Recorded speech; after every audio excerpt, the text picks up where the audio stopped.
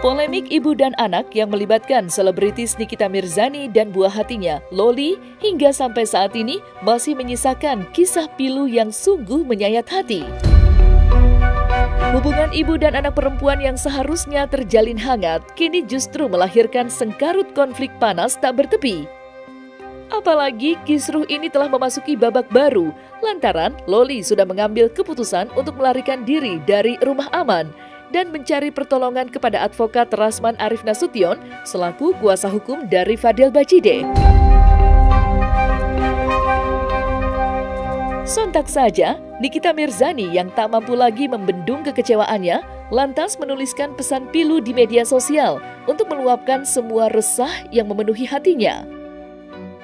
Namun yang menjadi perhatian dalam unggahan itu, Nikita menyebut kalau Loli kini justru dijadikan tersangka oleh pihak kepolisian. Sebuah kabar yang berhasil membuat terkejut seisi jagat maya. Namun menariknya, semua itu dibantah oleh pihak kepolisian ketika ditemui awak media pada tanggal 13 Januari 2025 kemarin. Lantas, seperti apa penjelasan Humas Polres Jakarta Selatan terkait isu ditetapkannya Loli sebagai tersangka yang kini beredar luas di dunia maya?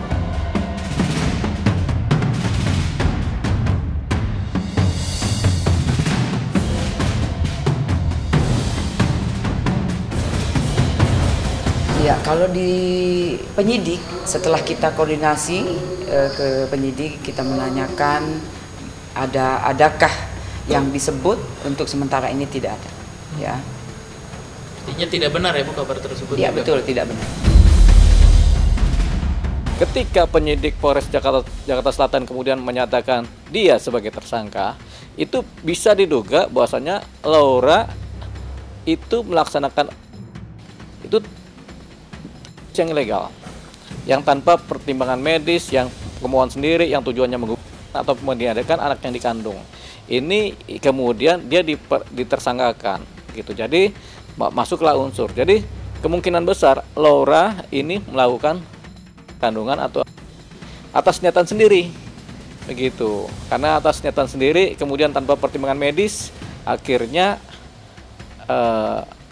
pihak kepolisian menaikkan posisinya Laura sebagai tersangka. Nah, apakah hanya Laura yang nanti akan jadi tersangka? Jawabannya tidak. Siapapun yang terkait, yang turut serta melakukan atau sebagai yang menyuruh melakukan atau Laura sendiri yang melakukan, ya sudah, dia bisa dituntut sebagai tersangka. Ya kliniknya, ya dokternya, ya siapa yang menyuruh, dan Laura sendiri sebagai pelakunya yang diduga melakukan, ya dia sebagai tersangka. Khusus mengenai Laura, ini ada lagi dasar pemaaf dari apa yang diperbuat. Begitu, misalnya sebenarnya Laura ini melakukan karena dipaksa oleh pihak lain atau pihak ketiga atau pihak yang nggak suka dia punya anak atau mengandung. Dia dipaksalah dengan ancaman, kamu harus, kalau enggak saya kamu gitu. Nah itulah kemudian Laura kemudian bisa dilepaskan dari posisi tersangka. Tapi itu pembuktiannya nanti ada di pengadilan gitu. Sementara dia tersangka dulu, dimasukkan ke pengadilan, atau kemudian ketika dalam suatu penyidikan memang ditemukan bahwasanya ada yang memaksa dia dengan ancaman yang berbahaya juga buat si Laura. Akhirnya Laura melaksanakan yang namanya tadi. Nah itu Laura bisa lepas dari situ. Nah sementara ketika dia dijadikan tersangka berarti unsur itu belum ada. Jadi itu yang kemudian pihak penyidik kepolisian kemudian menerapkan Laura sebagai tersangka. Dasarnya adalah aksi yang ilegal dan atas niat sendiri. Pada saat seseorang dinyatakan atau naik statusnya dari terlapor menjadi tersangka, itu harus ada delik aduan dulu, harus ada LP dulu gitu. Karena kami sebagai praktisi hukum melihat bahwa terlapornya adalah Fadel untuk kasus ini. Namun pelapornya adalah Loli yang diwakili oleh ibunya, karena Loli masih di bawah umur. Jadi di mana dasar hukumnya pelapor menjadi tersangka. Mungkin ada delik aduan lain yang menyatakan bahwa Loli sebagai terlapor. Mungkin di situ. Tapi kalau dia sebagai pelapor, tidak mungkin menjadi tersangka. Logika hukumnya nggak masuk.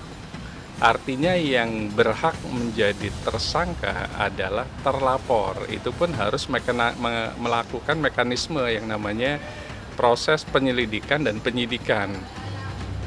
Jadi proses tersebut dilakukan oleh penyidik.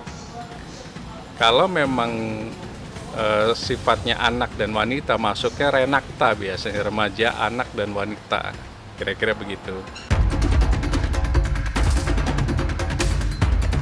Sementara itu, sengkarut konflik antara Loli dan Nikita Mirzani rupanya sampai pula ke telinga advokat kawakan Hotman Paris Hutapea. Sampai-sampai ia ikut melontarkan kritikan pedas kepada aparat kepolisian yang dinilainya terlalu lama mengambil keputusan dan menjadikan Fadil Bajide sebagai tersangka. Sampai-sampai ia ikut melontarkan kritikan pedas kepada aparat kepolisian yang dinilainya terlalu lama mengambil keputusan dan menjadikan Fadil Bajide sebagai tersangka. Tak tanggung-tanggung, ia bahkan mendorong pihak kepolisian untuk segera meringkus Fadil Bajide. Sebuah kritikan keras yang seketika ditanggapi oleh Rasman Arief Nasution, di mana Rasman mengaku siap untuk berhadapan langsung dengannya apabila Hotman benar terjun ke dalam kasus ini. Lantas, seperti apa tanggapan pakar hukum Firman Chandra terkait polemik panjang Loli dan Nikita yang tak kunjung menemui titik tengah? Bapak Kapolres Jakarta Selatan, kasus pengaduan laporan polisi dari Nikita terkait putrinya Loli, seluruh masyarakat memperhatikan dan jelas-jelas Loli adalah anak di bawah umur.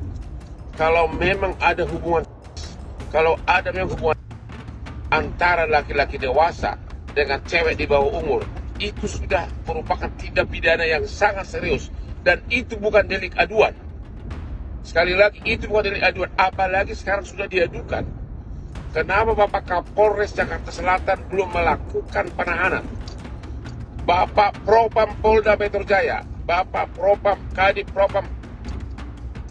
Propam Polda Metro Jaya, tolong kasus ini diperiksa, ada apa? Karena masyarakat jadi bertanya, masih adakah hukum di negeri ini? Seorang ibu yang sangat kesakitan hatinya mengadukan putrinya yang masih di bawah umur. Hotman kan turun tangan katanya. Ya Hotman, kau bantu tuh Fahmi, ya, biar kau dengan saya berhadapan langsung. Begitu juga dengan laporan secara kita berhadapan. Kau turun.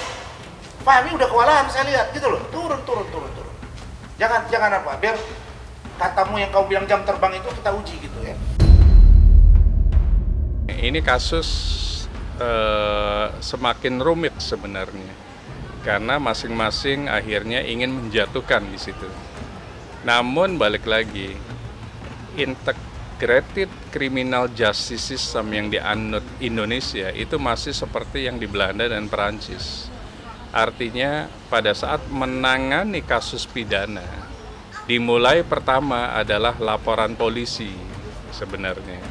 Nah dari sana mau N mau R melakukan laporan polisi boleh-boleh saja sepanjang memang ada alat buktinya.